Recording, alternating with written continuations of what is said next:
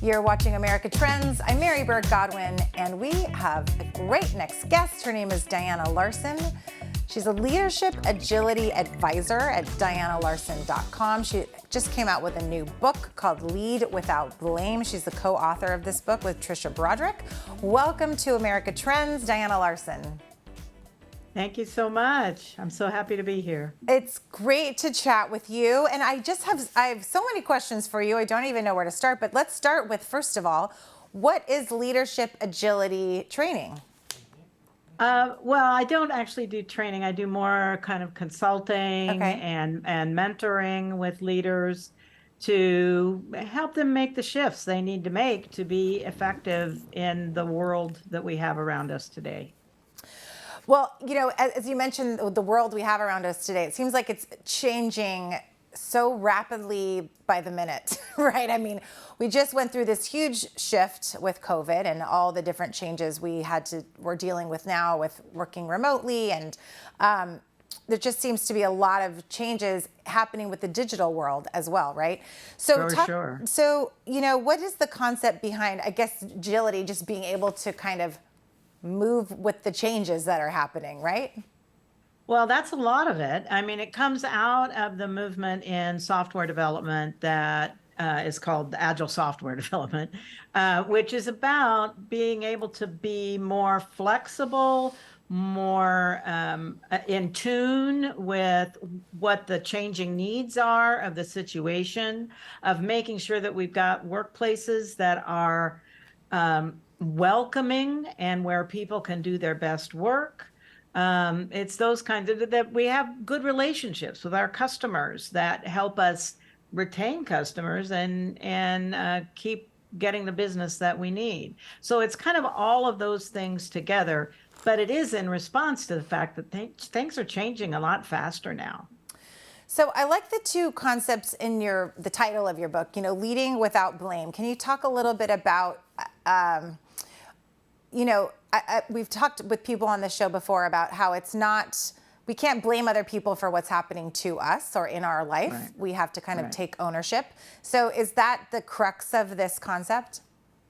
It's a piece of it. At work, blame becomes a real dynamic where if something goes wrong, everybody looks around for, well, who's going to get the blame and how can I avoid having the blame land on me? And if it does land on me, you know, how shameful do I need to feel about that? And so it's very much a workplace or at least an organizational kind of thing. And it is about how blame actually suppresses people's ability to be productive and to be high performing. So in other words, you know, when something does go wrong, I know what you're saying, the immediate response on everybody's part is to say, well, he did it, or, you know, pointing the fingers, or I did it, but because so-and-so made me do this, or, you know, finding a justification for what happened. And I'm stepping into something in my own life, which is just going, you know, it was my fault. I'm sorry. I own it.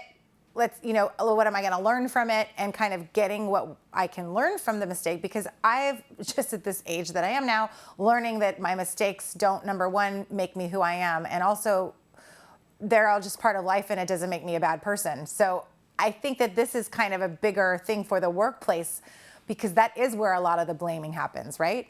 That is where a lot of blaming happens. And people, you know, there's a connection with where you work, with what your livelihood is, and, you know, how you're caring for your family or your future.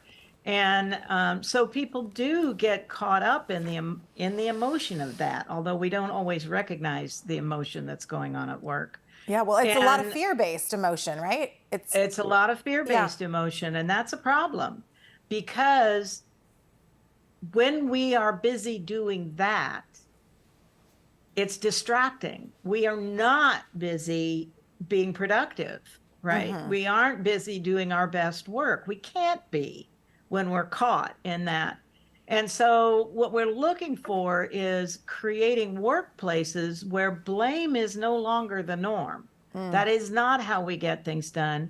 When we find that something has gone wrong, we get busy being curious about, well, what caused that thing to go wrong? How can we fix that thing that went wrong? How can we move forward most quickly in getting back into our higher performing state?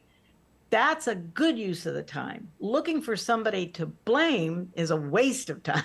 Yeah. Because that doesn't bring you any closer to an answer. It only gives you someone to point at, right? Right, absolutely. And it is a waste of time in that you can't change what happened. So it really doesn't even matter. But it matters to your point because there's a reason that it happened. So let's look at the reason and how do we, if you look at that and learn from it, then you can try to avoid it moving forward, right? I just saw something that said there's two outcomes, you either win or you learn. And so when you're doing something new, those are your two outcomes. It's not win and lose, it's win and learn. And, you know, in the workplace, that is similar. You know, if there's something that goes wrong, you just learn from it. But so what are some of your tactics in getting people to move away from blame, which I think is an innate reaction in people, right? It's been well trained into us. Yeah. And that's for sure. And we have some ideas about learning how in today's world, when things are moving so quickly, how motivation has changed and how much more it's important for people to understand the purpose of their work, the why of their work, how's the work that we are doing as a team or I'm doing as an individual contributing to the overall business benefit that we're trying to manage. It also has to do with when things are changing so fast, people need permission to make decisions that they may have in the past had to wait on someone else to have. And when that's true, some of those decisions aren't going to get us the outcome we want, but we've got to be able to say, okay, we're going to learn from that. We're going to move past it because we want to get back on track. Right. And then the other thing that's really big is to learn what we call co-intelligence. None of us think the world is too complex, too complicated right now for any of us to have all the answers, including leaders. And so how do we learn to share what we know, share what we've learned as quickly as possible? I have a favorite quote by, I'm forgetting his name right now. I'm sorry about that. But, what if our most best measure was speed to learning?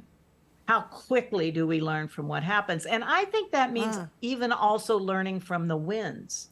Yeah, right. When we win, do we want to replicate that at exactly how it was, or do we want to amplify it and maybe win even more next time? Right. So there's always something to learn when things are moving so fast. So where can we download your book or get a copy of your book, Diana?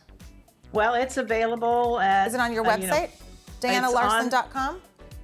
You can get to it from there. You can also get to it from Amazon or any of the any booksellers. Yeah. It's available right now. Thank you for your time today, Diana. I learned a lot from you. Lead in agility learning. And thank you so much. Everyone at home, stick around. We've got more America Trends right after this.